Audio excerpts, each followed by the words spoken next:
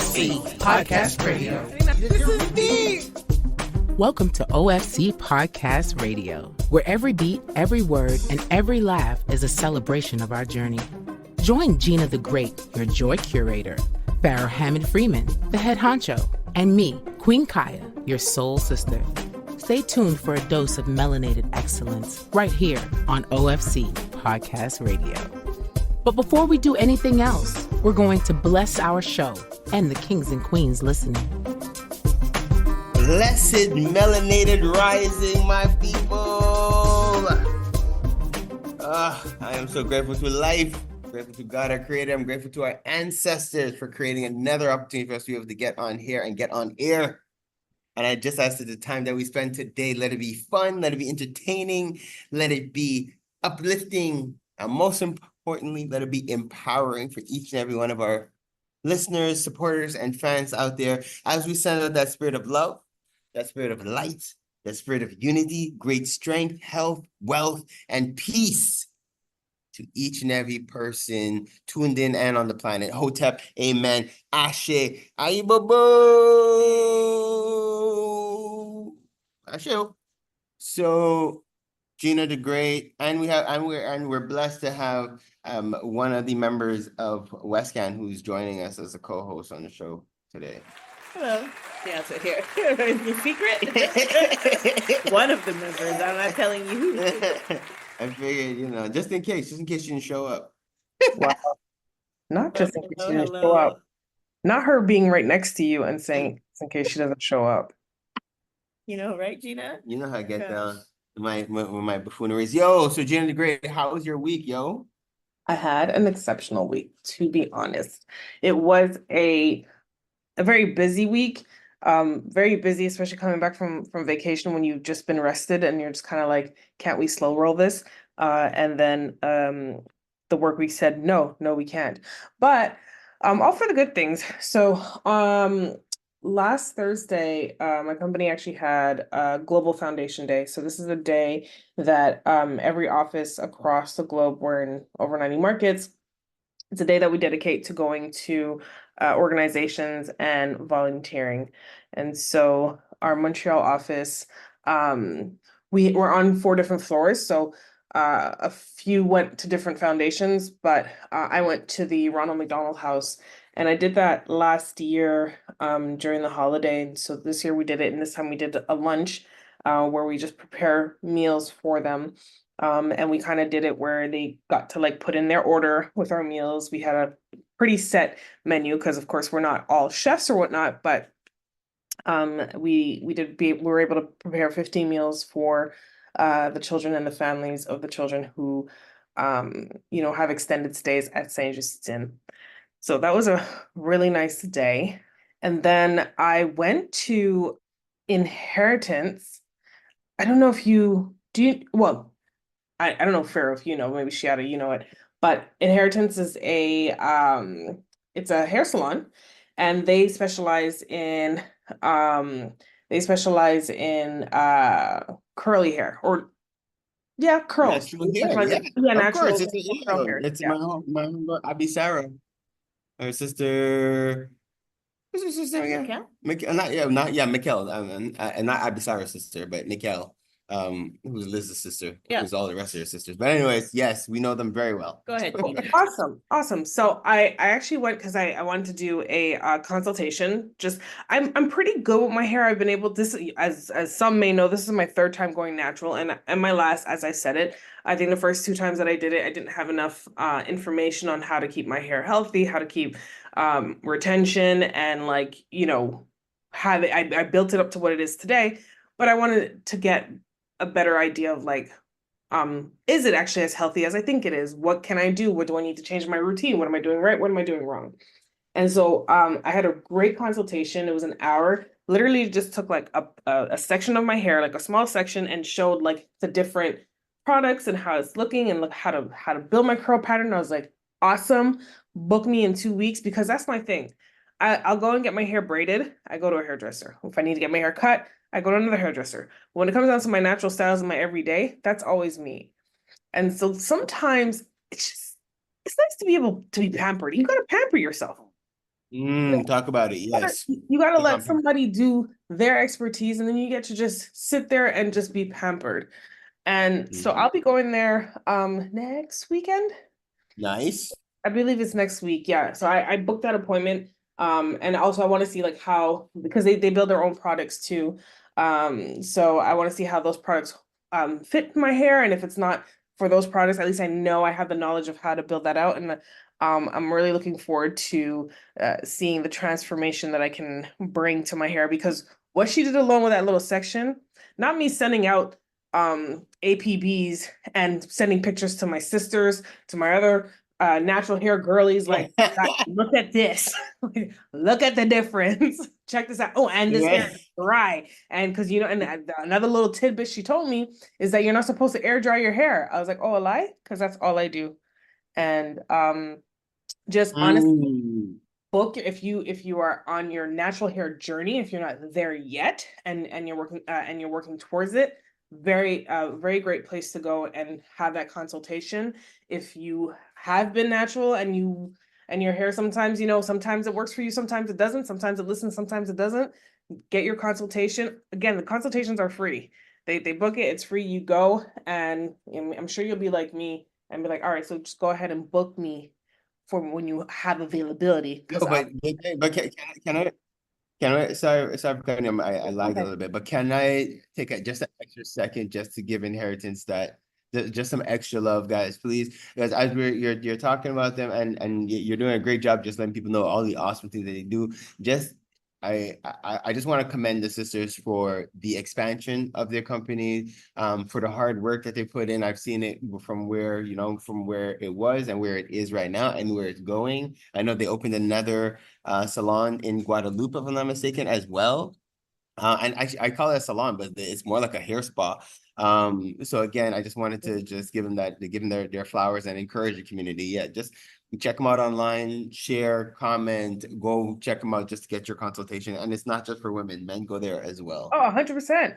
And I think they have a loctician too. So it's like, it's really natural hair within itself, right? And I was going through old pictures. I was like, oh, I miss having certain color in my hair, but I want to make sure that if I do go through another color journey, that I'm armed with all the information I need to make sure that I keep my hair healthy, so that it's not always so that the ends don't look crispy and gross and all these different things. So we were saying, if I take 2 months to build out their process, not that I have to go there for 2 months, but like, if I follow those instructions and see how my hair is there, then I'll go for a color consultation and see what can be done in the healthiest manner and with the results that I want. So I'm really This sounds exciting. This just sounds exciting.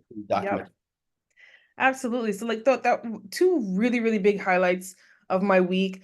Also another fun thing, just impromptu drinks with Crystal. We were just talking the other day, like, I could go for a cocktail. You know what? Me too. And then we went out to Fugazi. For those who don't know, so Fugazi is part of the Baracco group, or was part of the Baracco group. But if you know Fugazi, Milky Way, Foie Gras, and Atwater Cocktail Club, it's owned by a couple of chefs who used to cook together, whatnot. But to that point, at least one of those chefs, if not two, are Black. So these are all partially Black owned businesses. So that you can definitely go patronize their establishments. Really great food, really great drinks. I completely enjoyed myself there. So I know I feel like I'm just like giving advertisements for these locations. But it's really how my week went, and it was just like top notch through and throughout. And like, again, like I do like to support the Black community and the businesses that they have. I especially adore supporting those businesses when they understand what it means to have customer service. I don't believe that whole customers are always right, but like it's something that I like to highlight when you do give good service and you do put your best foot forward. So that's why I'm just giving them all their flowers, and I'm strongly recommending them, ultimately speaking. I like that. And I like that you give a shout out to our values, because the customer in OFC, our golden rule is that the customer doesn't always have to be right, but they do need to be happy. So you're going to say something, Sean? No, I was just saying, good for you, Gina. Every once in a while, you do need to get a good cocktail. Yeah. You know what I mean? And I went out to dinner with my mom too on the Thursday. My sister was in for like 2 days for a work trip, and we went out to India Rosa. And I'm just gonna say, I saw such a beautiful man. He was just so beautiful, and our eyes locked, and it looked like he was looking into my soul. And Oh, yeah, oh. just looking into the soul. But we weren't in it was just not a disposition for us to even like speak because I'm there with my mom and whatnot. Like whatever, everything was so crazy. You will My meet sister's- again. Trust me. What were those ads back in the day? Misconnections or something like that. Misconnections. Yeah, there used to be something like that. But anyway, whatever that was, I was just like, let me go ahead and get back on these dating apps in this area. Because I haven't done it in my new area. In this Maybe- area. Let me see who's around here, actually. Yeah, this area. I need to check it out in this area, So it gave me a little bit of a little motivation with that. So Wait, that is was it my the season? Is it the Yeah, season? Is it the time that they call it? Is it the cuffing cuffing season. Yeah, listen, the leaves are turning, my friends. Okay. So that it's starting. It has begun. We are officially in the fall/autumn season. Okay. Summer ended what? September 21st, September 20th. So Okay. So Gina, she's not necessarily advertising, but she's letting people know that she's out there. She's yes, it's not a strong advertisement. I'm not necessarily. I mean, everyone need not apply. Just know that there are certain hard skills requirements required. This is my very recruiter side talking here. Right. My top 3 skills are non-negotiable. So All right. just have some self-awareness there. I'll have my own self-awareness, just have some self-awareness there. So yeah. That was my week. How was actually before going to you, Pharaoh, Shiata, how was your week? Yeah, and spare some because we have our interview. So okay. exactly. All So right, yeah, all right. so My week has been fantastic.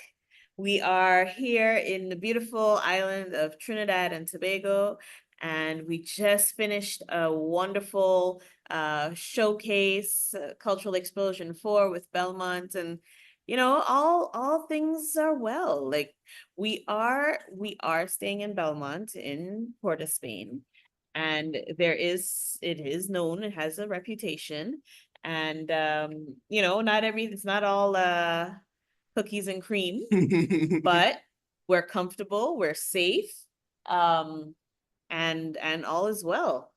So we're presently just wrapping up, getting ready to head back to Montreal to see the fall leaves, as you mentioned.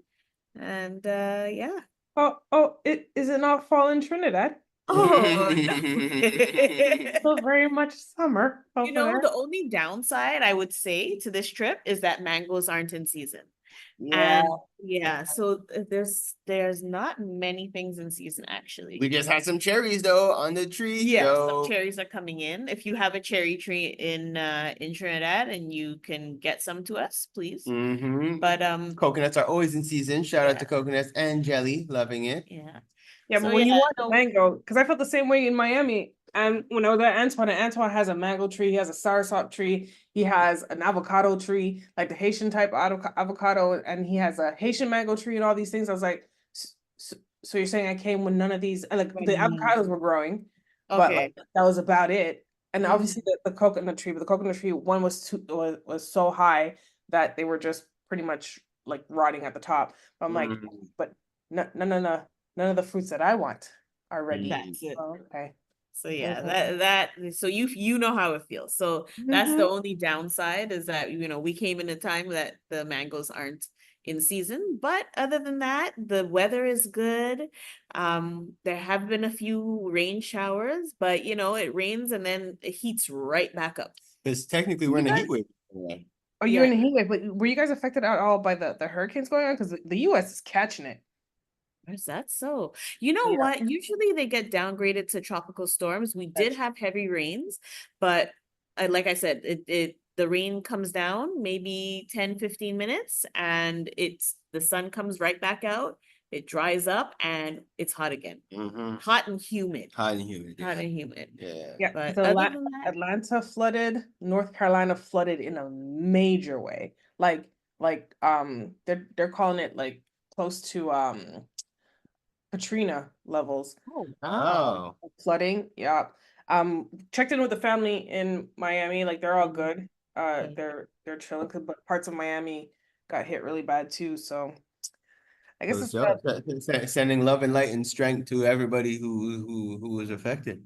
I didn't know it was to that extent. We kind of been in a bubble. yeah, But that's it. And Pharaoh, how about you? so, all right. He's tagging along. Yeah, I've been playing the dad, playing the husband, playing the West End supporter and cameraman. It's been really awesome.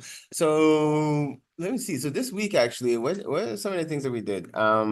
Well, aside from the show stuff, we'll talk about that. But on a personal, it was fun going to the beach. We went out to Maracas. It was awesome. The weather held up, but there was a time that we got some rain while in the water. So check this out, Gina. So we're in the water, and it says pouring rain, and the sun is out. So it was like an amazing scene. It was like I was like, yo, and the water was so warm.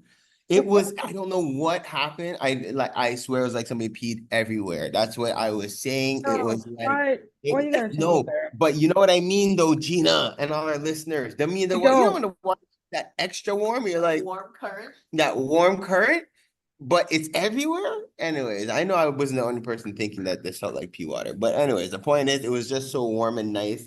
I had such a good time. And then where we're staying had a pool or has a pool. So myself and Nzinga and anybody else who wanted to join us, we made sure to really live it up.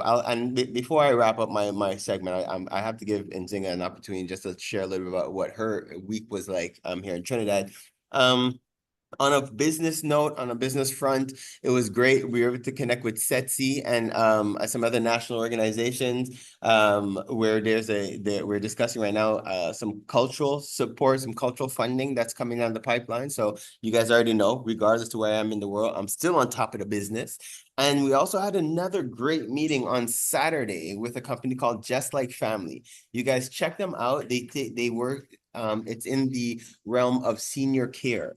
All right. And the reason we met with them is because we're in the process of negotiating to help them to bring the franchise into Quebec. And guys, if we could pull this off, this is a game changer. As we all know, our parents are aging, people are aging all around us. It's not necessarily our culture to put our parents in homes.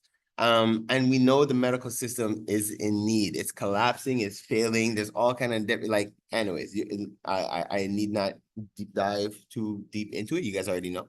But this is going to give us an opportunity to have an alternative for our parents. And for those who are business oriented, it also gives an opportunity for a potential additional revenue stream, whether it be you coming in as an owner of a franchise, because you're already within the domain and now you want to just own your own business, or just coming in as a PAB, coming to do the work. The point is we're bringing in a whole new franchise into the province, which could be very exceptional.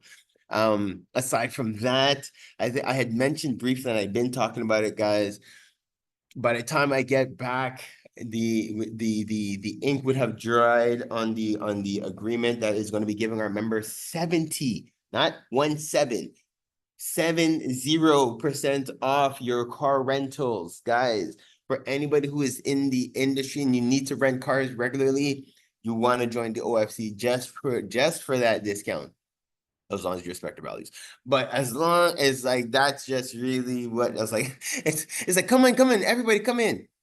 But the disclaimer is you have to respect values. All right, that's my underlining tone. That's everything, you already know. But the point is, I'm really excited for these kind of developments.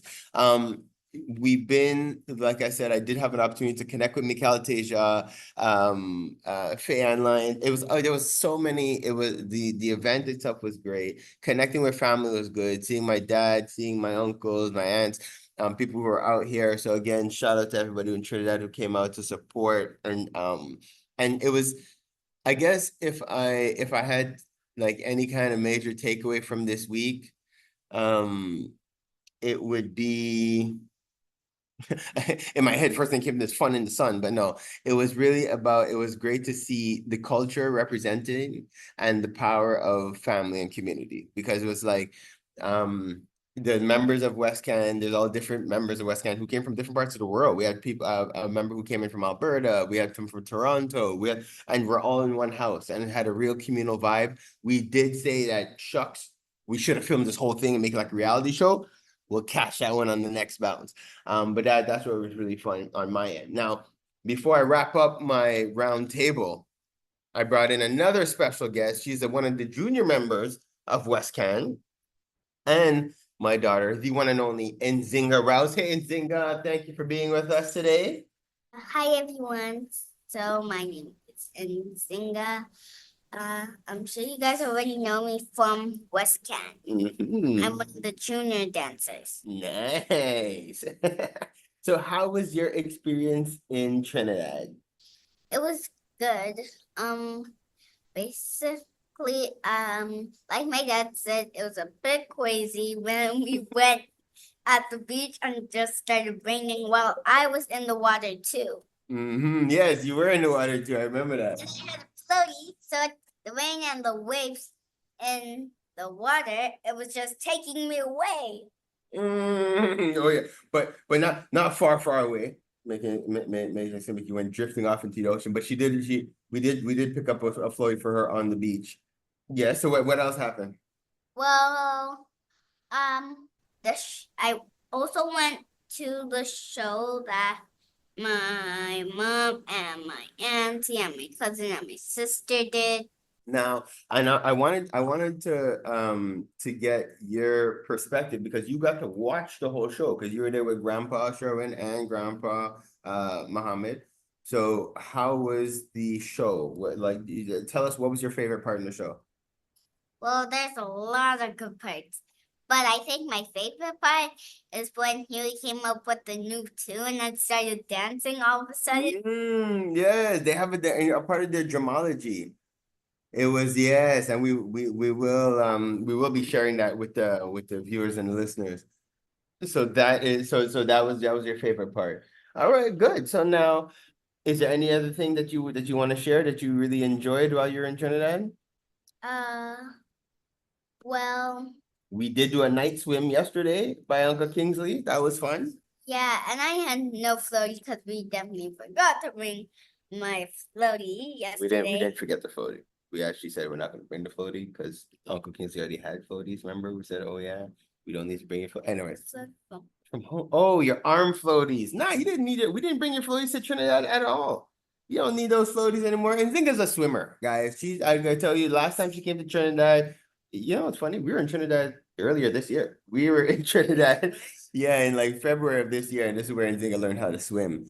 And now she just came back to just brush up and polish up on her swimming. Yeah, because the only pool I've been in maybe is the one that I went in my birthday for. On the South Shore. So yeah, so that was it. Was that your highlight, the night swim, or was there anything else that you liked, that you really enjoyed? No. All right. So thank you for being with us today. Any final words you want to leave with the people? No. Awesome. Thank you, Nzinga, for being a part of the show today. We always appreciate you as a guest. So now, as we're getting ready to transition, I alluded to a little bit. We have West Can, who's going to be joining us. I guess it's like part 3 of our heritage voyage series that we're doing here. So they're going to be joining us just to now talk about post-show. What was the experience like? The highlights, the lowlights, and everything in between. So stay tuned as we now take a pause for the cause. I want to play a little bit of Michael Teja in between there as well. And then we'll be back with Parlay with the People. Let's take a quick pause for cause, just to shout out our homegirls, Kemba and Andrea from Keen Real Estate Group. Whenever you're thinking real estate, whenever you're thinking investments, whenever you're thinking about planning for the long term, think Keen Real Estate Group. They're generating wealth for generations. KeenGroup.ca.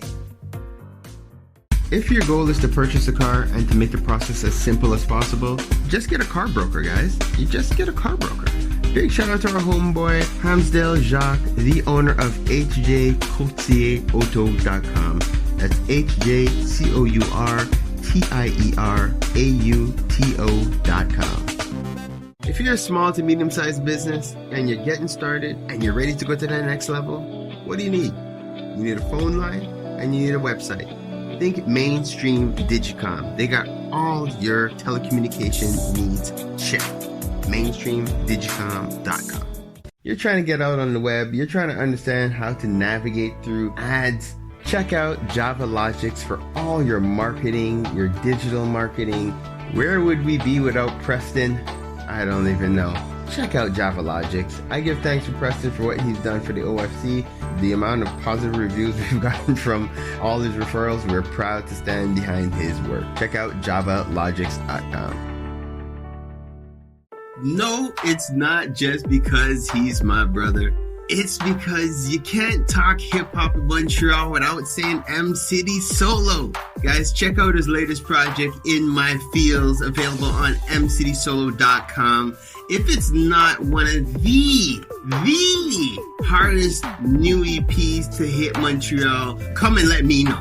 You already know. It's your boy, Pharaoh, bigging up, mcitysolo.com.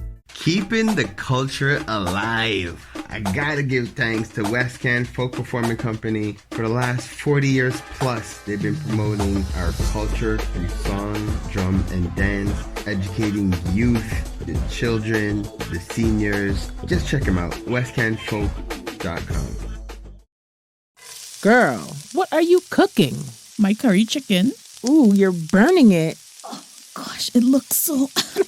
It's okay, girl. You need the Curry House. They have the best Caribbean food in town. 2 locations in Montreal, West Island, and Côte-Neige. For more information, follow Caribbean Curry House, MTL. Don't forget to mention the Empower Hour for your 10% discount.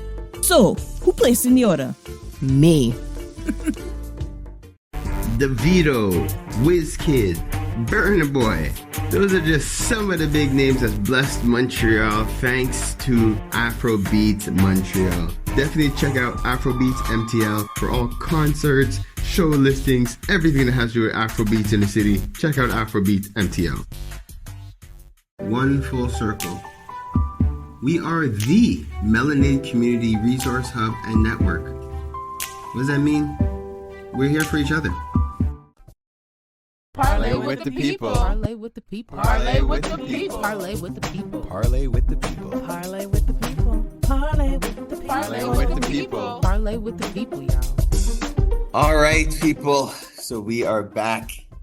So like I had mentioned a couple of weeks ago and at the top of the show today, this is a series, guys. We are talking our cultural connection. We are talking about our experience in Trinidad. We are talking about Cultural Explosion 4. We're talking about West Can Folk Performing Company of Montreal as our cultural ambassadors. And we're also talking about the amazing work done by Belmont Freetown. Their name is Cultural Arts Performing Company. Something like that. Shout out, shout out, shout out. So with no further ado, I'm excited to have our guest back on with us for this is now part 3 of our series. I didn't actually give it a title, so we're just going to call it our Cultural Explosion 4 series with featuring West Can. I am happy and excited to have the one and only Shiata and Malika back with us. Hey guys. So where do we start, guys? Where do we start? So now first, so our listeners know, this is post Cultural Explosion 4. So first, I guess before we dive in, we're gonna have to just give some context again, just for those who might be tuning in for the first time ever. They might not know who Shiata and Malika are. So just quick little who you guys are and what your organizations are about, and then let's dive in. All right. So yes, as we mentioned, my name is Malika. I am the managing director of West Can, and West Can Folk Performing Company has been around for over 45 years. We specialize in Caribbean folk dance, drum, singing, storytelling, and our mission is to really preserve, create, and share Caribbean culture amongst, the diaspora in Canada and even, members of the general community. And yeah, I've been in part of West Can for over 30-something years. Don't ask me my age, but yes. And actually, I'm gonna ask you a different question. What is your why, Malika? Why do you do this work with West Canada? Oh man. When I started West Canada, so some of you guys may have heard this story already, but born in Canada, moved to Trinidad and Tobago when I was 5 years old with my mommy and my daddy and my sisters. And we lived there for 5 years. Came back to Canada.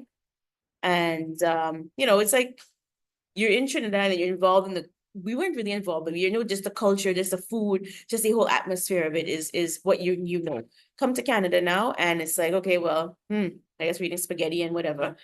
But then my cousin Aisha and my uncle and Auntie Carol and all those people, Auntie Wendy, they were all involved in West Can. So it's like, okay, come and join West Can. Go and join West Can. I learned to dance. I learned the ballet. I learned the African. I learned this, that, and the next calypso dance. And I was like, yo, this is where I need to be. This is where I'm supposed to be. And as I'm there, longer in my life and going through and learning and interacting with different people, I realized that, this really is, this is for me. This is what I need in my life to really create a sense of identity. And it's something that I really, really believe in. And if you are, anything about history, anything about cultural connections, then you would understand why I feel like this is so deep and near and dear to me, to be part of this cultural organization that is really pushing culture forward and putting it on the map, and even continuing it, sharing with the next generation, because it will die if we don't share it. So this is my why. Nice. Thanks. I just want to put you on the spot, just mix it up a little bit, mix up the tea. So Shiata. Yes, hello. Thank you very much for having us, Pharaoh and crew. I'm happy to be here. We're still presently recording from Trinidad and Tobago. Beautiful, beautiful scenes. This trip is actually called our Heritage Voyage. And it was really special all along the way. It was filled with little gems of connections, right? Because we had basically 3 generations of diasporans, Caribbean people living abroad, coming back to the Caribbean, and the elder generation were able to connect us with their history, their past, where they grew up, things that they experienced. They were also able to reconnect and laugh and joke, and it was a joy to see. And I can't tell you how many times we just had little gems popping up, and then the younger ones, of course, having a blast, making new friends, meeting people that do what they do in North America, in Montreal, and sharing that passion and understanding, wow, you're really good at this. And yeah, so are you. You're really good. And it's like, yeah, and the camaraderie and the elevation of the art form, is amazing. This trip, 100%. Nice. And well, you dove right into the sauce there, Shy. That's why I love you for those things. But you did not give an opportunity to let people know who you are as well. Aside from people, I gotta let you guys know, Shiata is my wife. How long are you married now? 18 years? 18 years in October. Woo! Claps to that, claps to that. What? You made it over the hump. Did we? Is that it? Is that the hump? Anyway, whatever. All right. So So aside from being an exceptional wife and mother, please let the people know what's your role within West Canada. Oh, right. So as Shiata Lewis Rouse, I am part of the artistic team. We're really a collective. So I wear the hat of artistic director, but it is a collective. And I've been involved with WestCan for a number of years. I also come from a background of dance, different styles of dance. I've studied and done different classes and competitive dance styles, and always coming back to my original home, which was Caribbean folk. With the other dances, I don't want to say who, where, why, and when, but it comes with a lot of criticism, right? As a young person, learning something new, you get a lot of your body is to this, your butt is to that, your shoulders, and I didn't find any of that in my Caribbean dance classes. I'm watching dancers of all shapes, all sizes. We're all dancing across the floor. We're working hard. We're sweating together, and nobody's making any conversation about, oh, this is what so-and-so's body's like. They need to go on a diet. They need to do this. None of that happens in Caribbean folk, because come as you are accepted. Once you can walk, you can dance. Good. I love that. Good. So, and thank you for the role that you play. And so you alluded a little bit, but we have to paint the picture of what the show was like, the before and after. So we had spoken about what our expectations were coming in, and just some of the things that that we have touched on while we were here. But now let's get into the nitty gritty, okay? Because we landed on the Friday. The rest of the team got in on the Saturday. What was it like? What was the rehearsal schedule like? What was the like how disciplined was it? How easy was it? How hard was it? And then let's dive in. We had a day off, and then it's show and then show. Let's talk about it. People bring people down the All right. So yeah, we traveled in and we hit the ground running. We went straight into the rehearsal, basically the evening of the majority of the troop getting into Trinidad, and it was exciting. Everybody was there. Belmont, they welcomed us with open arms. It was a warm welcome. Everybody was excited. Just the energy in the rehearsal was 110%. Our young performers, I have to say, I was so excited to watch them step up to the plate. This is not us trying to, like, they're rehearsing in Montreal and it's all right, do 5 minutes to take a break. They were pushing. They went right through, toe for toe, head for head, arm for arm, everything. It was so pleasant to see them rise to the occasion and be proud and really excel at what they do. And so also for the drummers. The drummers, they drum, man. They beat their drums. They were in it. We also had vocalists coming with us, of course, because in our presentations, we do drumming, singing, and dancing. And the vocalists, the singers, they were our elders. They are elders that came with us. And they also stepped up to the plate. They had a great time. We can see them in the performance.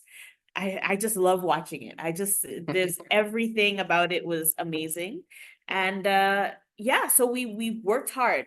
Everybody came to rehearsals, practicing giving 110%, fixing, fine tuning. There were some choreographies that we had to learn via video. So when we finally got together in Trinidad, that was another collaborative effort there, because we had to sync and unify everything together, where we knew the dance, but now it's like, okay, where's the positions, marking everything out, doing the blocking and all of these things, all the technical staging elements. That's what we worked through in the rehearsals. We did have a break. So Wednesday beach day. Yes, and actually, so you mentioned the anticipation. So myself, I played the role of the photo taker. I was kind of an onlooker. It was an awesome experience for me as well, just being able to see. I guess it was the anticipation. It was like West Canada's coming, to see them in the space and to see the interaction. It definitely was like a spark. And watching everybody from Little Nzinga joining with the other little kids and falling in with them. It was really cute to see. And then, like Shiata mentioned, just watching the drummer fall in and the dancers, just everybody just making us proud. And Talika, from your side, what was your perspective like? How was the experience for you? Oh no, it was a great experience. So yeah, you guys are talking about the roses and lollipops in it. But I'm gonna say that you gotta keep it real. Yeah. So yeah, we organized ourselves. We have 18 people to travel from Montreal to Toronto. You guys left the Thursday? Yeah, right. Now Friday morning come, and it's like, okay, we have 3 cars. Okay, great. We have 50 people in 3 cars, but then we have luggage. Everybody has a grip and hand luggage. And then we have the drums. Where are we fitting all these things? Last minute, I had to go rent a car and figure out, okay, mommy, you're driving this car. And like, okay, fine. Her and Auntie Carol switch up and, whatever. But yeah, we made it. We get through. But yeah, that was cool. It was really nice. So that was the first, and actually, so when we got in here, as you're talking transport, so this is something unique with Trinidad, is that, yeah, like transportation is not as readily available as what we're accustomed to in North America. Okay, so that's something that you always have to keep in mind. So it was very interesting to see how the community is able to come together, guys. When I tell you we're a large group and everybody, all the dancers, anybody who could was like, okay, I could take two, I could take three, I could take all four of you guys. And it was so awesome to see, that was like, hey, we are part of this community here. We are, Yeah. they definitely made us feel like, They wrapped us up. They Yeah, wrapped us up. We were wrapped in. So that's what it does. And then okay, so now as the pressure is building, what day was the all day practice from like morning to night? Was that the Thursday? Was that no? That was the Sunday, we had one, Tuesday. yeah, No?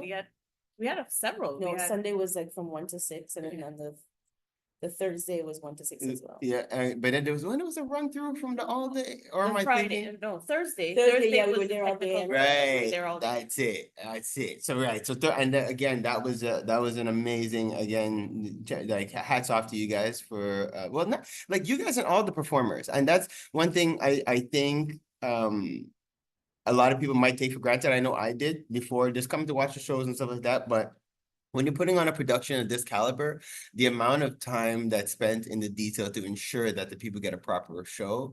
So like I said, really the rehearsal was from 10 a.m. to 7 p.m. type of thing.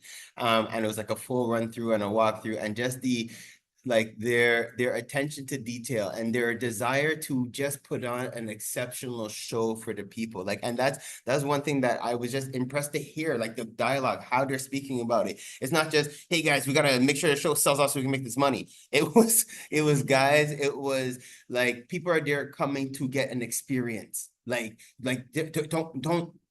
Don't disappoint, and that was the tone. And when I tell you, everybody came, showed, and improved, show improved.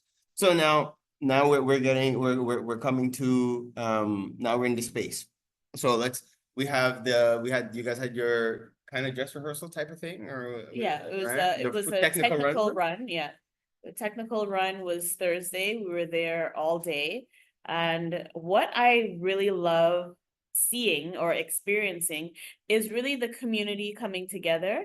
And to put on a production like this, like we're both groups are coming together as nonprofit organizations, community-based organizations, and the amount of volunteership, the parents, the community members, older dancers, everybody came together to lend a hand and make sure everything flowed smoothly.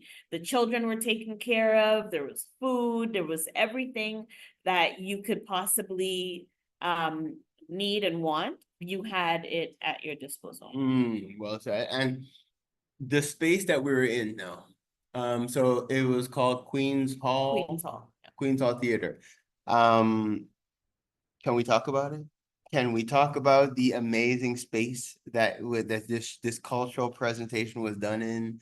And actually, just a bit of history. I know I had recently gone through a name change and some renovations, and it was really cool because, like you had mentioned, some of the people who are originally from Trinidad who came back with Westcan to see, we're just talking in awe about how the Queen's Hall had developed. And you guys will get an opportunity. We took some clips and some videos of the space. And so definitely, if you guys haven't, just jump onto Westcan's social media, because you'll see a lot of the behind the scenes, a lot of the clips, a lot of things that we were going through, and just showing and just sharing a little bit about what, you guys are able to see a lot of the behind the scenes back canal and a lot of behind the scenes of the actual space itself. So that was really cool.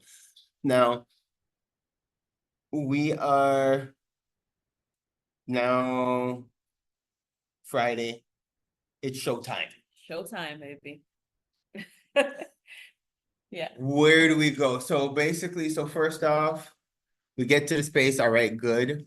What is le sentiment? How are you guys feeling when you get into the space? Initially, we're exhausted because we had finished up the technical run the night before and went home, closed our eyes for 5 minutes, and felt like we came right back. True. So everybody's tired, everybody's running on low energy, but we're excited. We're more than ready. We want to do this. This is what we came here for. We get there, we start hair and makeup. We start makeup and just doing the last little finishing touches. The space is beautiful.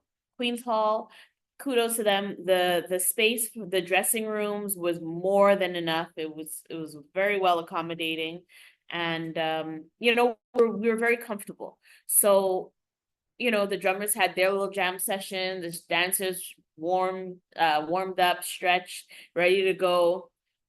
Before you know it, it was showtime. That's how it felt to me. It was like, what, already? Okay. Oh, good. Lika, from your side. No, it was really good. Again, you guys talking about all the flowers and everything. But yeah, no, we costuming, oh God. Yeah. Up until the last minute, we're just Yeah. making costumes and stuff. Doing stuff to yourself. Yes. I'm not supposed to talk behind the scenes like that. What? Yeah. That's you know. I mean, we spent a lot of time rehearsing, and it's like we outsource the costuming to an extent, but at the same time, we still had to kind of do some of the stuff ourselves, right? So it's like taking time to rehearse, taking time to make costumes, and still we all work full time, right? So it's like everything is just one on top of the next, but we found a way to do it. We got through. All hands were on deck. Thank God for the aunties and the grannies and the cousins and all these people here helping us to make everything go up very smoothly. Yeah. So this is awesome. So now, so we have the show. The show is an exceptional show. If I, well, you guys were behind the scenes for the most part. Being in the front, I have to give Westcan their flowers, guys. They represented for Canada, very, very well. Right now, we're still, as we are bunking up with people who were at the show, they are talking about Westcan's performance, and it was the Kobo. It was it was an excerpt from how Nancy played Dead to Catch Kobo Alive. I don't even know, like, I would like for you guys just to talk a little bit about just that piece, and I would like, when we can, we'll share some clips for people to see and understand. Just a little bit about the background of how that piece came to be. It's a heavy piece, and I honestly, as you guys are hearing it right now, I'm going to be in Westcan's ear. I feel it's time to mount back the whole play. I think it's time to bring back the entire play and let people see exactly what Westcan is really about. So if we can talk just a little bit about just how the piece came to be. All right, so this is a play that we put together. You know, we have these ideas. We have to put a play. Let's do a play. Right? Yeah. So 2008 we did this. Oh boy. Yeah, since 2008. So we wanted to do an Anansi story. So we adapted an Anansi story, and we called it How Anansi Played to Get Coco Alive. And those of us with Caribbean background, if you ever hear your granny or your mommy saying you're playing dead to catch Coco alive, literally or figuratively, you're trying to trick people, right? Because Kobos only eat dead things. You're playing dead so that the Kobo will come to you and you can catch the Kobo, right? Tricks and of the trade, whatever. Acting like you don't know. Right. So we had we worked with Anthony Prem Guerra out of Toronto, and he did a lot of the choreographies for this play. And again, the Kobo dance was a great dance because Anansi had to go to Mayor Kobo to get a feather from around her neck. And with that feather, he would take it to Miss Kiskidi, who would teach him how to sing very, very simply, that he would impress Rima, who is the most beautiful girl in the village. And then, Anansi and Rima. He gets through. I love it. And so basically, so you guys did an excerpt of that piece. The costuming, how you guys came the piece, because it's, and the reason I want to highlight it is, and you guys can correct me if I'm wrong, but although it doesn't, how do I put it? Like, it doesn't come across like a conventional folk performance, like, because it's like, again, just, and I'm sharing from my perspective, like, as I'm very involved, as a family member and as a West Can supporter, so I'm in it and I see a lot, and it's just, but I always see like the traditional dances, like you guys see the ballet and it has certain moves and dance and costuming and stuff like that. This is still considered folk, but it's gone next level. Now, if we could Yeah, like I guess the first impression, you would see that we're in all black. So this is something that's very unusual for folk, because folk, you think color, you think frill, you think flair. It's very, very lively at to say the least. So when you come in and you see us stage this Kobo dance, I think that's the first thing, right? You see, oh my goodness, okay, they're all black. What are they doing? Are they mourning? No, we're not mourning because we're Kobos. And the movement's really Anthony Prime Guerra again. He really did a great job embodying the movements of the Kobo on the ground and in flight. So this is it's just something to see because it's something I don't think has been really done or explored, the flight of the Kobo. So this is what it's all about. This is cool. But you have to see it, Montreal, and everybody listening. Yes. Come check out Westcan, check out our social media pages. We'll have little clips, but you can also come see us live at our next performance. Yeah, because that's what it is. Like, and I'm glad as we're going to our next phase and we're gonna be winding our interview. I really think, like I said, it's time that West can put on a production, but not just for production's sake, guys. We've been talking. I keep saying it every episode. It's time West Can gets a building. I think this would be an amazing fundraiser, guys. I want to hear you guys. I want people to chime in, encourage West Can to put together a full production. Tell them you'll pay $500 a ticket. Just to be able and support, you know what I mean? I think it should be like, there's organizations like these banquets every year. People come, I go to almost all of them. I spend between $350 to $500 to sit down and eat. And the food's usually not that good, and the entertainment is not that awesome. No disrespect on the entertainers out there, but you guys know what I mean.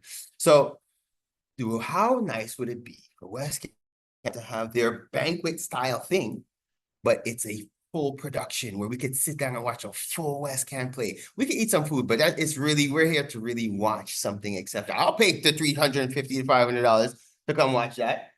And I'm sure I'm not the only one, especially if there's a cause behind it. All right, so I'm planting that seed. I'm putting that bug in you guys' ear. So now, as we're preparing, so first off, I know there's some people who helped to make this whole thing come to being. So if we want to take a moment, just a quick moment to thank them, their shout out. Yeah, so we want to thank everyone that has given generous donations, either through our Zephy link or even in person. Thank you very much. Thank our sponsors, Rain Carnival, Warren Lewis. As well, we have Hilltopper Sports and Cultural Organization, the Multicultural and Diversity Project, Culinary Fusion King, Golden Roots, Playmass Montreal, Java Logics. We want a special thank you to the OFC for doing all the footage and always there promoting West Can. And we also want to thank two of our major sponsors, Midas Shadigi and Wink, that does virtual assistance. Yeah, that's basically it. Yeah, that's what they do. Virtual assistants. Cool. I guess shout out to Belmont. Yes. Big shout out to Miss Christine, Auntie Christine. Thank you for everything that you do. Thanks for having us and hosting us so graciously. Big shout out to the entire Belmont crew. You guys keep pushing, keep doing. We're looking forward to seeing you guys. Let's drop it right here. They'll be coming to Montreal, God willing, in July of 2025. So look out for that. Matter of fact, actually, let me jump in. So as is it Heritage Canada and Canada Council of the Arts, all of you guys, as you're tuning in and you're hearing all the awesome work that we did, and you're like, oh shucks, we did not jump on that one. Well, now there'll be an opportunity coming where we'll be putting together a huge cultural festival event, something in collaboration with the group that's going to be coming up. So we'll need some additional funding. Okay, so we're just putting it out there, planting that seed. Thank you guys for supporting. Thank you all community. Thank you all these government bodies for just encouraging, just keeping the culture alive. So it's huge, and thank you guys.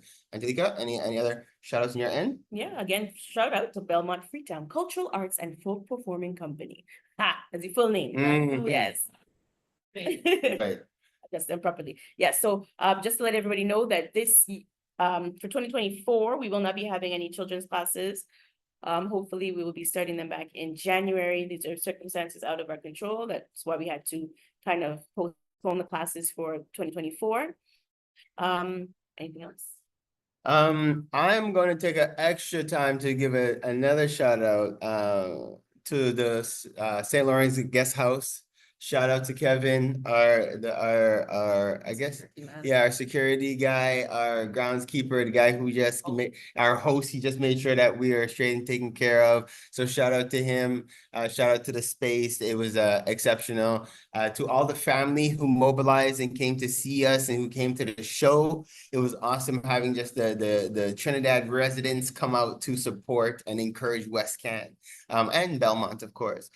So that was huge. And I had an exceptional time. Shout out to the OFC community who's always there and supporting and encouraging. Yeah, I think that was it on this Shout side. out to Mekanteja. Oh yeah, that was one of the things. Yes, I forgot to. It was something I was trying to remember. Right, the show was star-studded. I mean, Yes, even and Western Terry Lyons, Mekanteja, furniture shop. Trinidad Rio. Rio. Yeah, I think I was taking off his clothes. Yes. Yes. Oh, Yes, and it was so nice. yes, yeah, and I can't not give an extra shout out to Taika. Taika, yes, the Like, drama. she is the drama. You guys heard her when we interviewed just last week, and watching the piece that she did talk about the flag woman. I hope they bring that to Canada. Yeah. I hope you guys get to see it. It is such an amazing piece. So just a special shout out for her and the amazing work that she does. I'm looking forward just to encouraging, and we're just looking for her to be able to continue to just keep this culture alive. So guys, you know how we like to close off our interviews. Now we're going to have words of empowerment. Every time, guys, new words of empowerment. You shouldn't be surprised. We've been doing this for years. All right. Who's gonna go first? I don't know. I'm always like, do it. Just do it. I'm not meaning to coin, the people and them thing, but just do it. If you want something that you want to do, make it happen. Amen. I'll jump on that too. Like I said before, we often have a lot of crazy out of the box ideas and hopes and dreams and wishes for ourselves, for West Can, for the future. And yeah, you just got to do it. Just do it. Start, and the pieces will come together. The right people will come together, and just keep pushing whatever it is that you're doing. You know it's right. You know the impact that you want to have. Just do it. Well said, guys. Thank you again. Thank you for being guests with us today on the OFC Podcast Radio, and for just gracing us with another parlay with the people. It's always exceptional. Oh, before I forget, happy belated or happy birthday again to Nicole, and happy anniversary to Uncle Kingsley and Nicole. All right, peace and blessings. You know what really grinds my gears? Actually, it's time to ungrind those gears. Let's get into some interesting facts, tips, and a whole lot of fun with Gina the Great. What the facts is going on? So, not that I want to have to propagate the nonsense that was being said by the clown in the US. And we spoke about it a little last week, and about, the Haitians eating dogs and stuff like that. But today we have a thread about 6 ways Haiti helped the US. And so let me begin. This is also courtesy of Know Your Caribbean. I really Okay, so wait, sorry, Gina the Great. So right now you're addressing the eating cats and dogs? I missed a part. No, we spoke about that last week. I'm just saying that despite what he's trying to propagate about the Haitian people, this is a thread about how Haiti has helped the US throughout history. Oh, amen to that. Next week, let's talk about how they helped France. Okay, go ahead. Okay, well, again, so this thread is brought to you by Know Your Caribbean, a page that I really truly enjoy. Shout out to them because they responded with this thread with the quickness after the whole Haitians eating dog business. So shout out to them on that. That's crazy. I'm still voting for Trump, but I find out that was nuts. I'm gonna need you to come again. So, I just like to stir the pot. I'm not American, nor would I vote for Trump, but I just like to stir the pot just for fun. Because I knew that first part, but the second part, we were gonna have to have some offline conversations spill into online. But okay, let's take this offline, Pharaoh. All right. So the thread begins. During the late 1700s, Haiti was the richest colony in the world, making more money than the entire Spanish Empire. When the But can USA, we just stop for that alone? What are you talking about? Haiti on top of the world? Top. Sorry, Yeah. go ahead. Sorry, Gina. Yeah. I won't do that anymore. Go ahead. Finish. yeah, it's okay. It's to be expected. When the USA was battling against the English during the Revolution, France, after making their wealth off of Haiti, gave $9 billion to the USA in assistance. This money was instrumental to winning the war. Without Haitian money, there would not have been a USA independence. Yo, sac passe. That's what I'm talking about. Shots. Canboulay. When the Haitian Revolution happened, Napoleon, losing the world's richest colony to formerly enslaved Africans, was desperate for money. With this loss and his desperation to fund his conquests in Europe, he sold 530 million acres of land to America for money. What are those lands, you ask? Those acres of land make up what is now known as the states of Louisiana, Arkansas, Oklahoma, Kansas, Missouri, Iowa, Nebraska, Colorado, South Dakota, Minnesota, Wyoming, North Dakota, and Montana.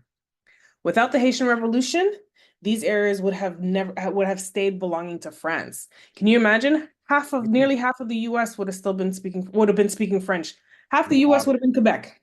Basically. Half of the US would have been Quebec. You're welcome, guys. You're welcome. I'm not Haitian, but I'm representing for them. Haiti sent over 500 men of color to fight for the American Patriot cause,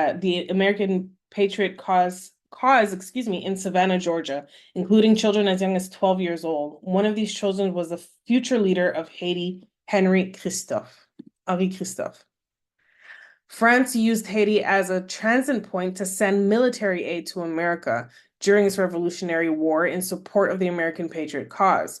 The gunpowder used in the famous U.S. Battle of Saratoga came from Haiti. Why am I not surprised? During it's so funny because you said, I'm not going to interrupt anymore, and you've done it at every slide. But again, to be expected. That one was the last one. It doesn't have to be. It's okay. Feel your feels. During the height of the American Civil War and the fight to keep slavery alive in the USA, Haiti offered free passage, land, and citizenships to African Americans who could make it to the ships leaving for Haiti in New Orleans. So now we understand why they're so upset, right? Because Haitians or Haiti has been the gem, and they come know through. Yeah, the reciprocity is just not there, right? No, if they leave Haiti to their devices, Haiti's gonna reign again. That's what they don't want, because they're like, yo, Haiti is so powerful. As soon as we leave them to their devices, they will take over again, and we can't have it. Because they brought down one of the biggest like militaries under Napoleon. Like Napoleon was feared worldwide. I'm gonna say worldwide. I'm not saying he wasn't out in Asia like that, at least not that I can think of. Right. He might have hit Vietnam. Was he responsible for Vietnam? I don't know, but like they were able to take him down. Yeah, so after the Haitian Revolution, France forced Haiti to pay them $21 billion in today's money for their freedom and enslavement. Over the decades, the USA became an appointed debt collector for France, accruing millions in fees.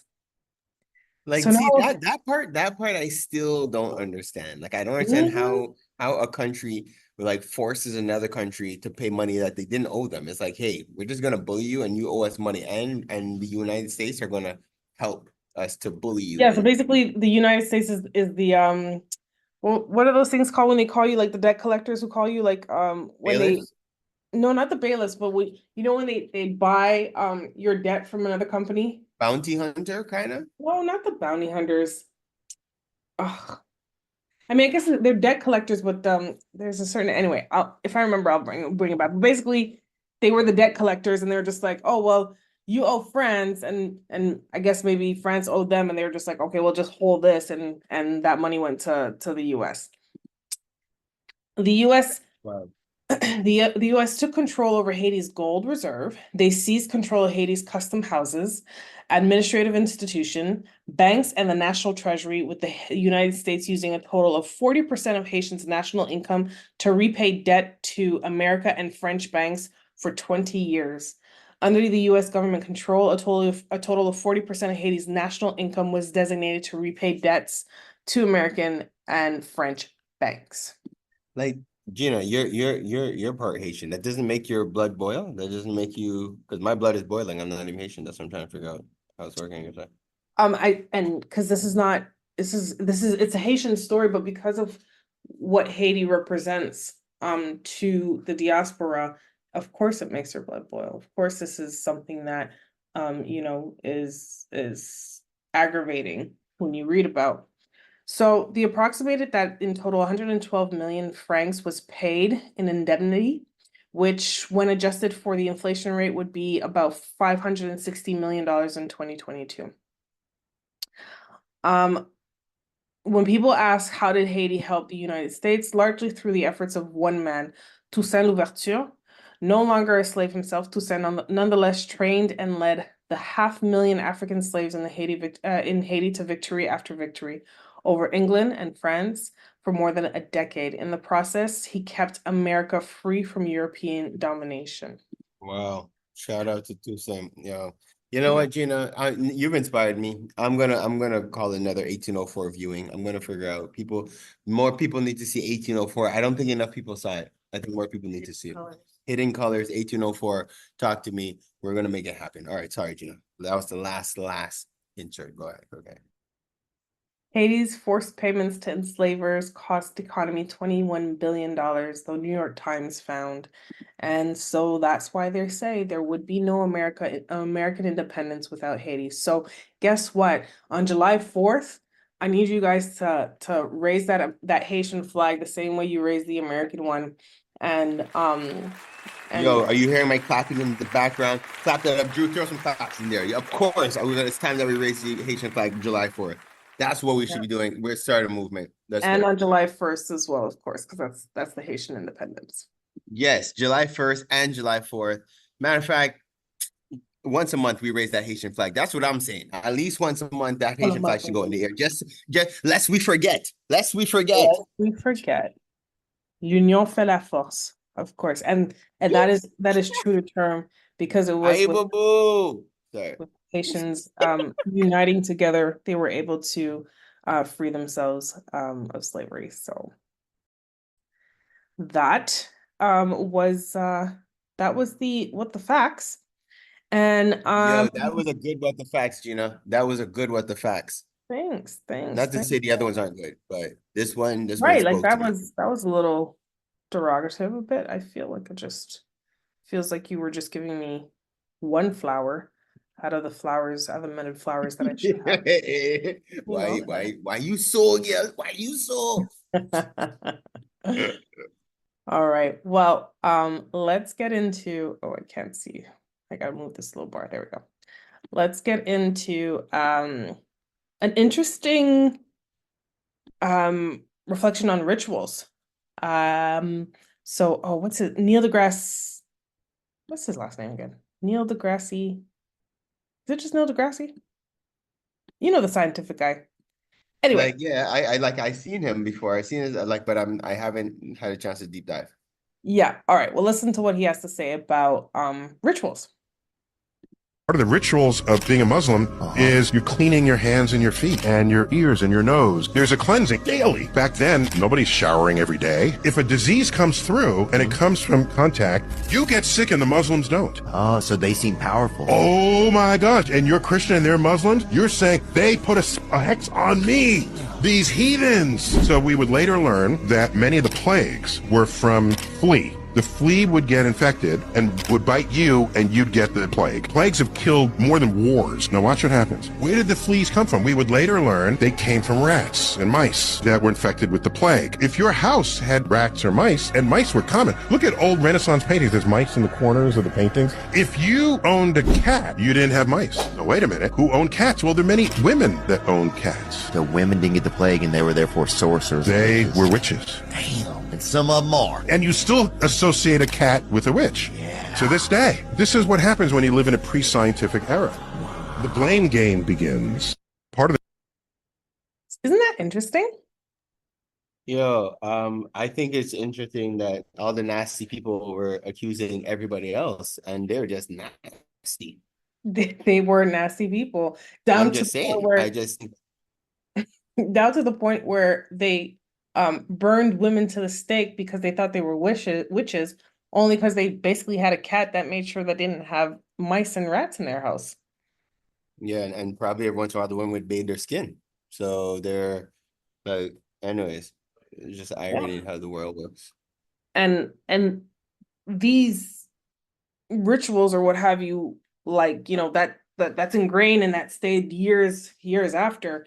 So that was just a little added what the facts that I wanted to put into that for your listening ear.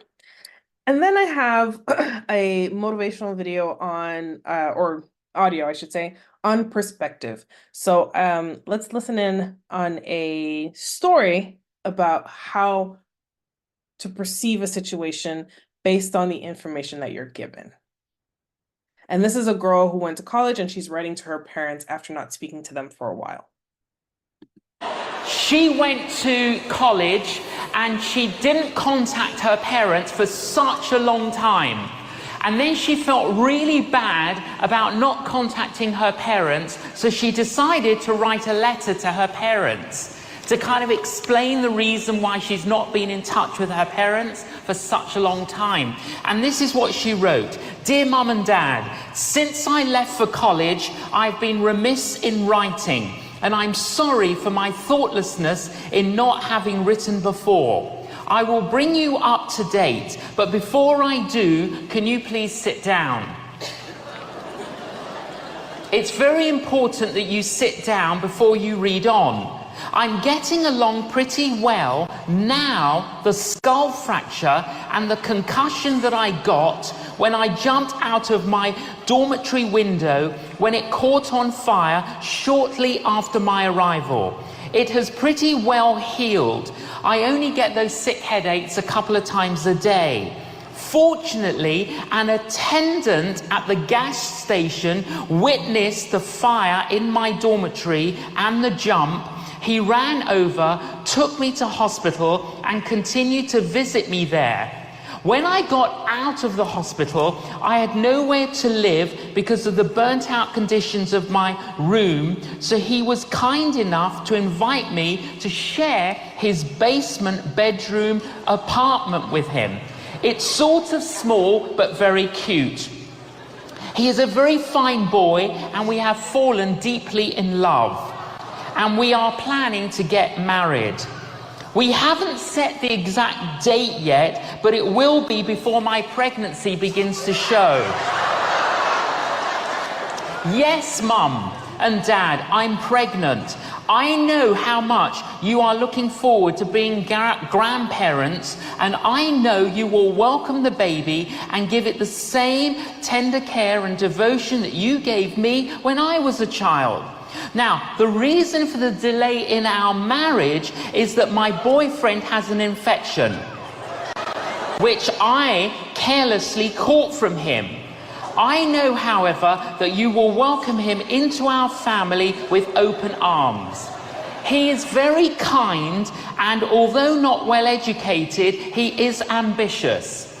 Although he is of a different race and religion than ours, I know that your often expressed tolerance will not permit you to be bothered by that. In conclusion, now that I have brought you up to date, I want to tell you, there was no dormitory fire. I did not have concussion or skull fracture. I was not in the hospital, and I am not pregnant. I do not have an infection, and there is no boyfriend in my life. However, I have failed all my exams. So, what would you do with that letter that you would receive from Yo, that I would be dying of laughter.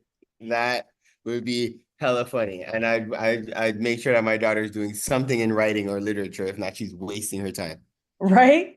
Right. And so essentially it's basically it really is an ode to perspective and how after you gave the scenario of like all these things that are happening to have to say, oh, psych, but I am failing. As a parent, you're like, oh, well, okay, at least she's not pregnant, having a concussion, sick, and with all these different things. And so you can kind of digest that perhaps failing grades is not the end of the world. Right. And Yeah, no, it is really about, but it's funny because it reminded me of Kevin Hart. You know, Kevin Hart talking about he's always a pathological liar and how he makes up these elaborate lies just to talk about how he's 10 minutes late for work, and then you know how he end up chasing a Deirdre. You never seen that stand up? Oh wait, are you not? Yeah, he's chasing a Deirdre. And listening to that story just reminded me of that. Yeah, like it's same kind of thing. You bring this entire elaborate story just to justify that, you know, yeah, you're 10 minutes late from work or you failed all your exams or whatever the case. So same concept. Yep, exactly. And I mean, I think it's a little hard to offhand, like we all know that if we went to our parents and was just like, hey, I'm failing all of my classes, if we didn't have a whole other elaborate story to have to be like, hey, it could be worse, that is the worst case scenario. Like your failing classes is the worst case scenario. So I found that pretty interesting. An interesting. You know, but in real life though, I don't think like my children would try something like that with me, but it wouldn't fly just because it's like I'd hear everything and then get to the point where it's like, yes, but you know, at the end of the day, I am just failing. And I'd be like, all right, so you're grounded because that's at the end of the day, it's like you're still dropping the ball and everything. Like I've done all the everything that you spoke about. That's awesome. That's awesome. That's a good jokes. That's awesome fiction. Yeah, you know. How are you feeling English too after that?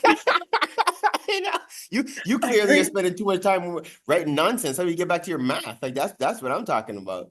Shoot, and surprise, and don't be surprised if I don't fly on there and give you 2 hot lash rates, wasting all this time lying to me. What mere lies you giving me? You're gonna make me read the whole 2 pages of lies. 2 hot lash read. That's what you're gonna get when I see you. I don't care how old you are. No, the child is obviously a creative writer. So maybe the school path is not for them. And you need to encourage them in something else. Like, you know, like, to be able to put together that whole story, like that's some talent. Yep. Then that's when you have a sit down with your child, like, okay, well, listen, perhaps becoming a physicist is not where you need to be. Exactly. That's not the program for you. Let's look at creative writing and maybe more artistic route. Let's look at that. Because that's the other thing too. Sometimes you have families and parents who push you in one direction because they want you to be a doctor, lawyer, or fill in the blank. And it's not about, it's like regardless of what your natural skills are or what your interests are. So, you know, there's still some missing information on that story to know whether or not that child needs Pharaoh's lashes, that you're spending money to have to go fly down to this 2 hot lashes, 2 hot university for that.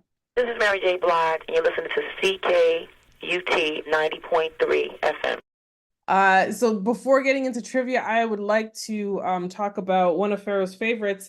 Kanye had a concert in China. What? Yeah, he had a concert in China in September, earlier this month. And it was pretty wild. Well, I'm surprised I didn't. Oh, true. He knew I was in Trinidad. Okay, yeah, because I'm like, how come I didn't get that message? Okay, sorry. Go ahead. Well, let me tell you what China did. Okay, here are some statistics from Kanye's concert. 42,000 tickets were sold out in 4 minutes. What? 4 minutes? 42,000? 42,000. Oh, what kind of stadium? The system would crash. What kind of stadium is that? It's like a in China. Well, you know, there's a lot of people in China, so I feel like their stadiums are much. Actually, honestly, it literally looks like a football stadium. I'm not gonna lie. Yeah, it absolutely looks like a football stadium. No, it is a football stadium. Like, I mean, and even that, it kind of look like the seating looks like there's even a little bit more. But yeah, so there's that. It was over $7.2 million in ticket revenue, $52 million in tourism revenue, So Kanye's concert boosted the economy after Haiku China was hit with its typhoon recently, and he did another show on September 21st. So the city added new rules and restrictions for Kanye's concert. So those rules were taxis must play Kanye's music. Yes. Oh, Yes. wow. Yes, Adidas stores were closed as long as he was there. Oh my And some cars had F Adidas written on them. Wow. So the whole city revolved around Kanye. Wow. But that's how you do it. That's how you do it. That you respect the artist because the artist is doing the thing. We seem to get backwards sometimes where we disrespect these artists who are doing all kind of awesome things for us. Well, at this point, they can say whatever they want about Kanye in the US. He's just like, I'm cool. I'm going to live my whole life out there. I'm living my life on that. So he recreated his viral on-site performance that he did from South Korea. He had fans singing the dirty version of Runaway. And, like cursing is not like a big don't-know and things like that. He also, so there was also a local man who created a vulture that flew over the concert. Just random things that like, okay, for this song. So he had a whole animatronic kind of vulture flying around. The crowd started chanting F Adidas. Yes. And then he put up the middle finger, and he says like, oh, I hope that's okay, because the middle finger in China is not really allowed. It's really considered offensive and disrespectful. And they said that this was really a full circle moment because Kanye moved to China for a year at the age of 10 years old because his mom was a Fulbright scholar at the Nanjing University. That's why I appreciate Kanye. And if it wasn't for the fact that Kanye does not like the United States, I'm pretty sure he'd be running for president and would probably win. I would vote for him.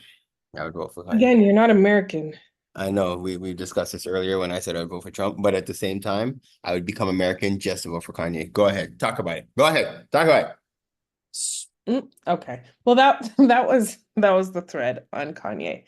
And now, ladies and gentlemen, it's time for trivia. Yes. So she has to stay with us so that she can participate. Trivia. Appreciate it. And so now we have a mix today. We'll have some multiple choice answers. We'll have multiple choice questions. We'll have regular questions, and we have a true or false. And this is the fall edition because, it being October, I figured I may as well do one that has a bit of a fall theme. Oh my goodness. Today's the day for that, eh? Mm-hmm. Are we ready?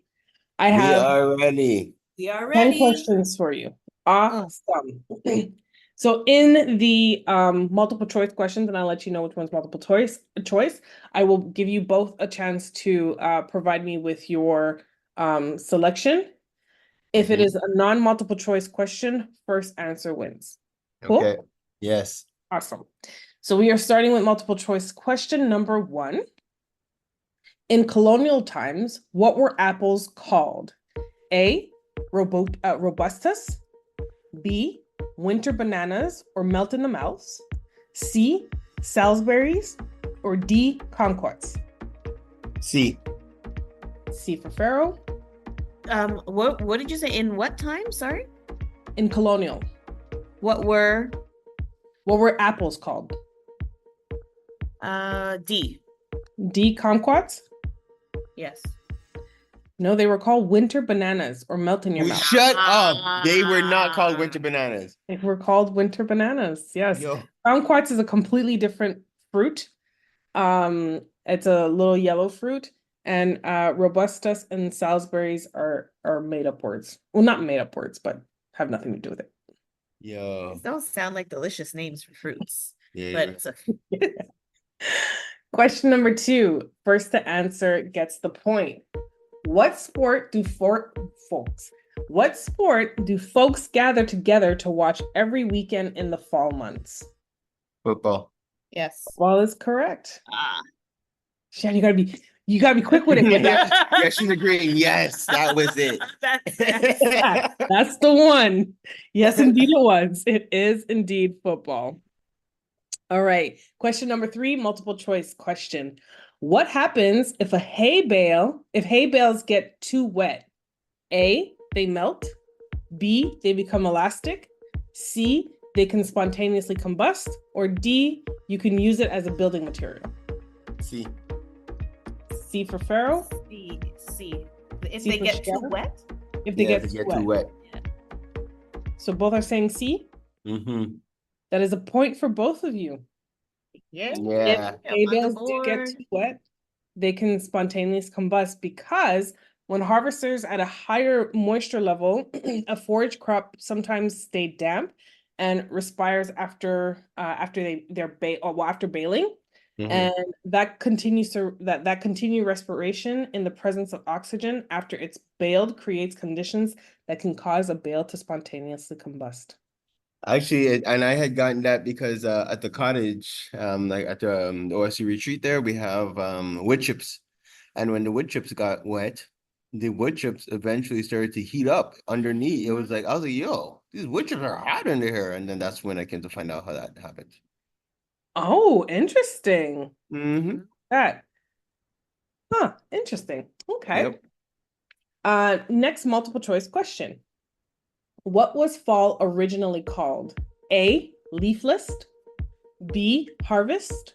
C, third quarter moon. Or D, autumnus. Harvest. Pharaoh, you say harvest. Shiata? Third quarter moon. Third quarter moon. The correct answer is harvest. Oh, yeah. It is harvest. Question number 5.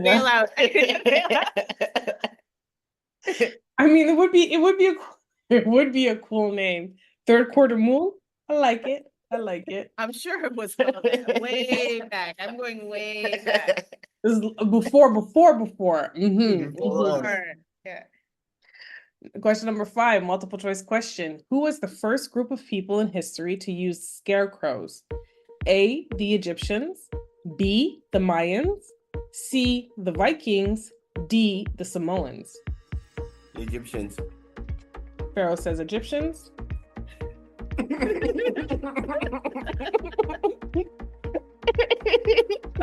I said the Mayans. The Mayans. The Mayans. The correct answer is the Egyptians. Oh my goodness. Wait, you've been doing this? I have to say, I'm actually pretty impressed, Pharaoh. You are answering, and you're answering with gusto. And hey, so far, it's so good. right. Shai's here. Anytime Shai's here, I get that energy. I get that rejuvenation that I need.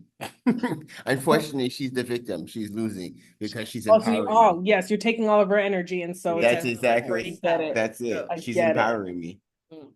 So, question number 6, multiple choice question. What do you call a male turkey? A, a rooster. B, a gobbler. C, a fowler. D, a cock. B, gobbler. A gobbler. Shiata, what do you say? Can you repeat the choices? A, a rooster. B, a gobbler. C, a fowler. D, a cock. Gobbler. A gobbler. The correct answer is gobbler.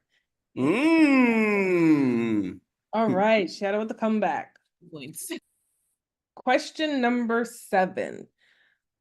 Closest answer wins if you don't have it direct, but why do you see more large spiders around Halloween? Why do you see more large? And it's not multiple choice. Is any? Nope. This is a straight answer. Why do you see more larger spiders during Halloween? Because they've had time to eat throughout the whole summer, and now in the fall they're belly full, and they're about to give birth. Ditto. And they're about to give birth. No, well, yeah, they're about to bust. Like they stored up everything in their system. Food baby, you're saying? Well, yeah. It's like, well, they're eating because they know that they're gonna be having babies and stuff, so they're eating stuff like that, and they're also pregnant.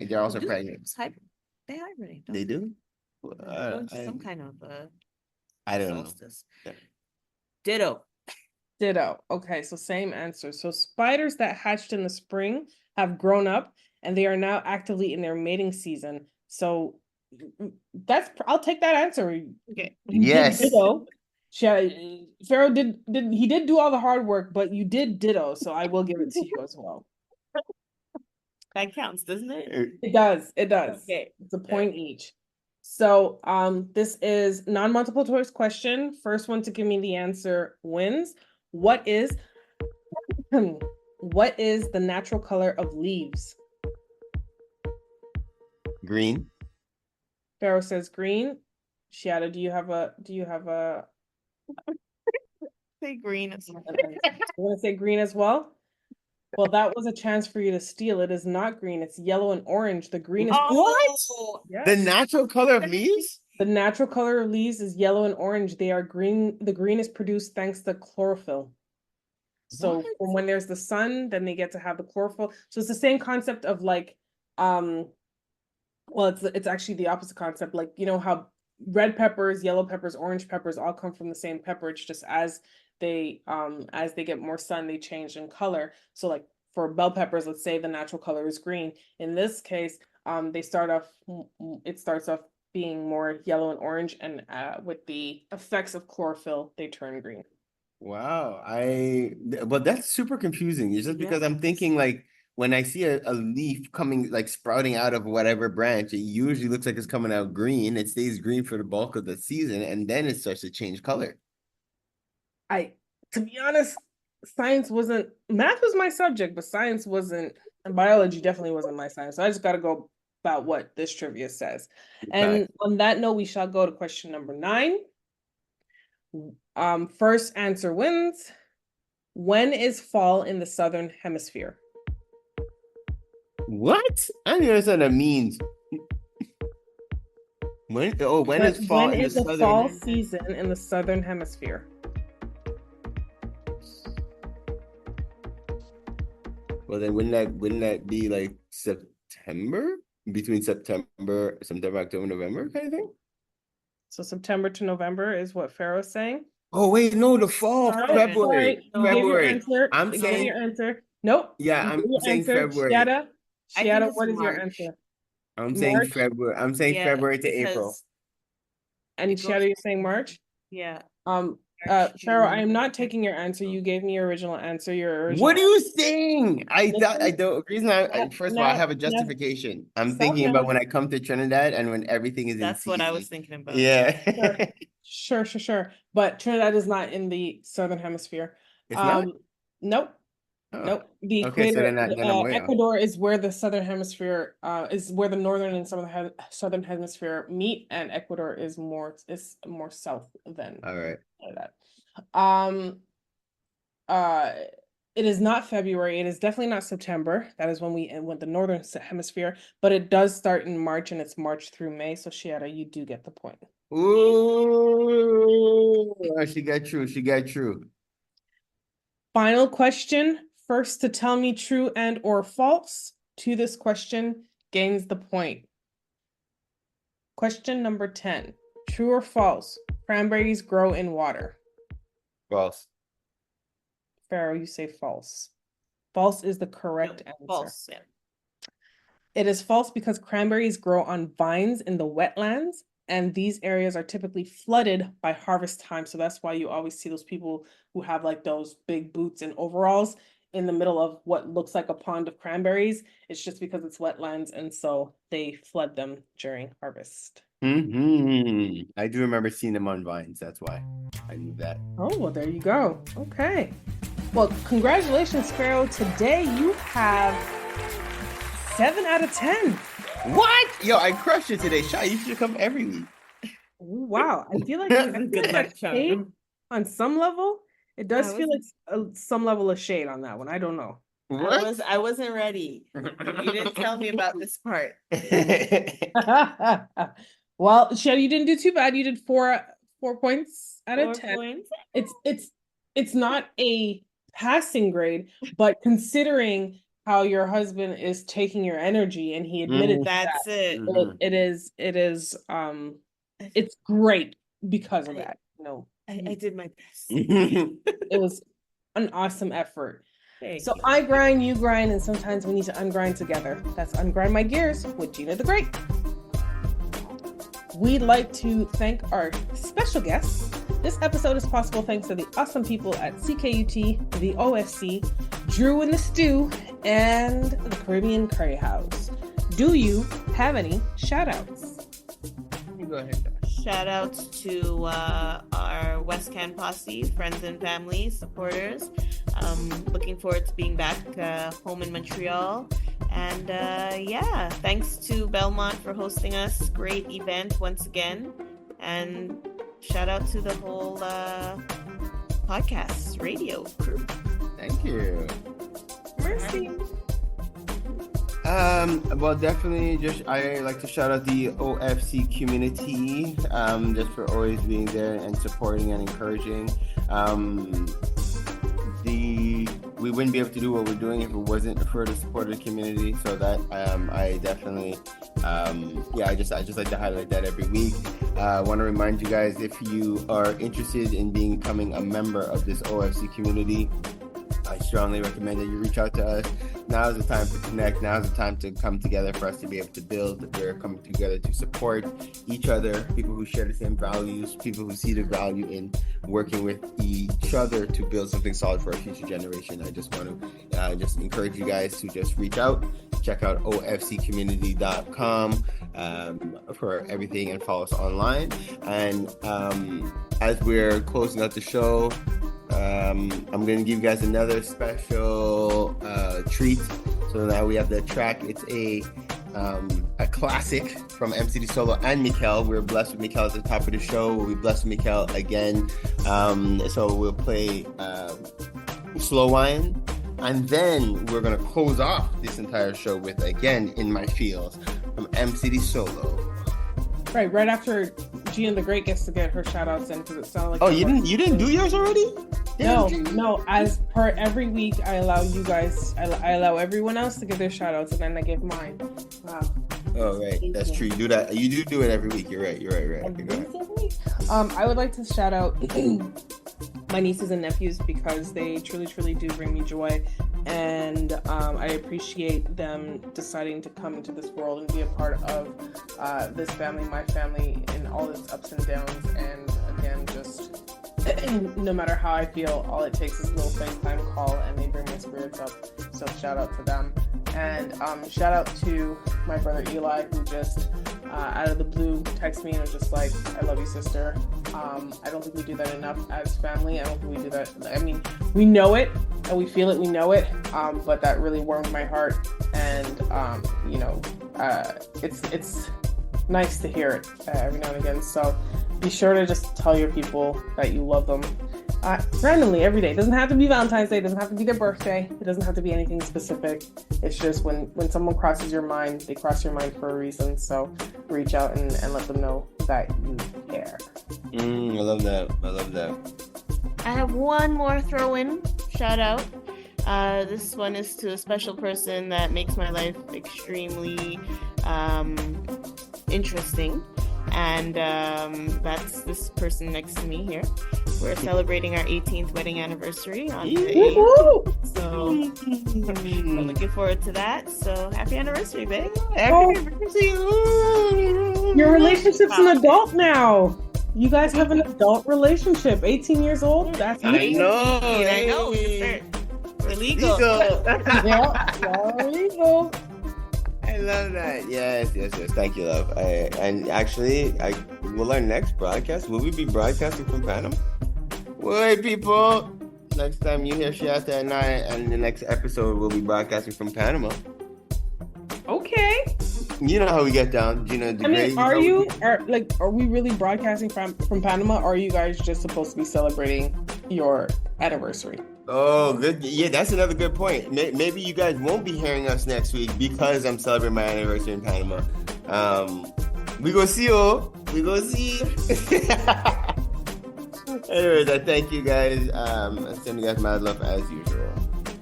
Wait, I have one more shout out. I cannot end this episode without giving a special shout out to my cousin cousin Garvey Lewis in Trinidad.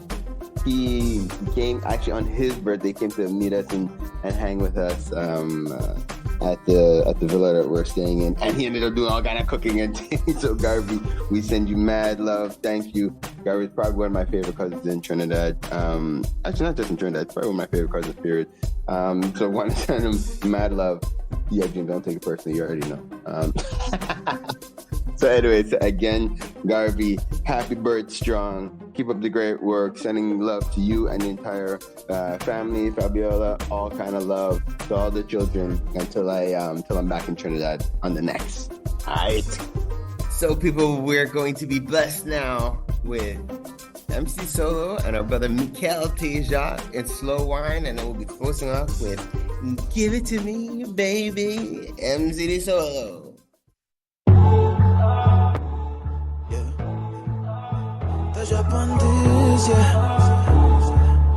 Slow wine now. Girl, a little bit of motion is more than enough.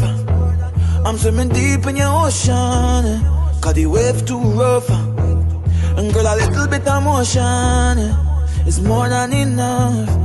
I'm swimming deep in your ocean. Sip of the potion that we singing out. Oh my, my, my, oh my, my, my. I fell in love when you slow wine. No lie, lie, lie, no lie, lie, lie.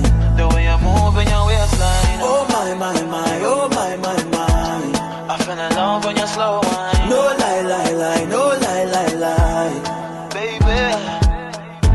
Oh, girl, I cannot wait to dance with you on the floor.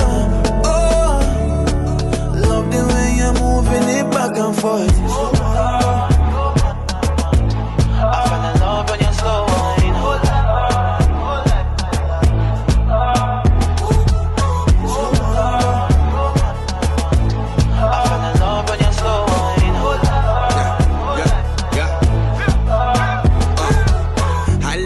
You whine it. I'm trying to get behind it. You get me excited. You know how I like it. Give me the dance now, bust it. No time for discussions. Back against the wall. While you give me your all, yeah. Working all week, so you know you deserve it. Wine with a purpose, girl, put your work in. Yeah, as she drop down low.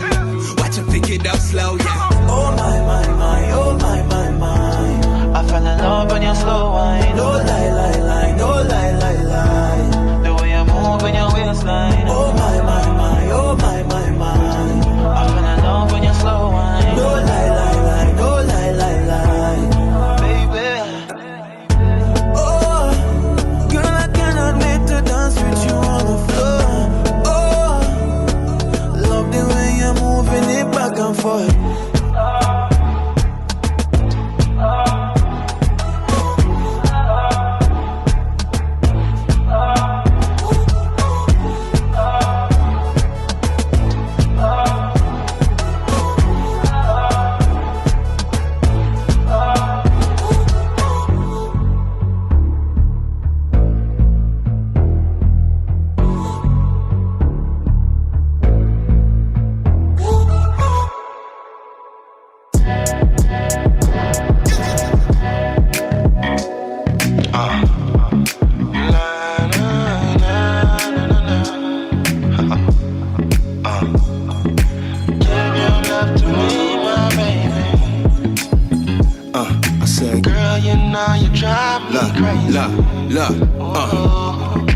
Give it to me, baby. I hear your body calling me. Give you all of me. Why don't you give it to me, baby? I love the way you put it down. Girl, I want it. Yeah, I want it now. When the Remy's in the system, I turn into a dog. I'm just trying to get the kitten, I'm just trying to make it purr. Baby, what's the word? Oh yeah, let you know. Tell you real quick, I'm trying to you slow. You could take the top, grab your hips, make your body rock, wait our lips lock. You would think we ain't trying to talk, you know. French with the kissing. Girl, I'm on a mission, leave your body twitching. I need you to listen, baby, listen like. Give it to me, baby. I hear your body calling me. Give you all of me. Why don't you give it to me, baby?